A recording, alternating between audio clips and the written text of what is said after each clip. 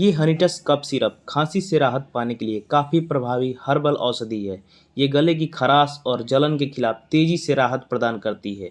इसमें मौजूद मुख्य घटक है तुलसी, मुलेठी, वनफसा, कंटकारी, तालिसपत्र, शुंठी, पिपली, वसाका, सती, पुदीना सत, शहद इत्यादि। शहद खांसी और गले की जलन से राहत दिलाने में काफ़ी मदद करता है। तुलसी में एंटी ट्यूसिव प्रॉपर्टी होते हैं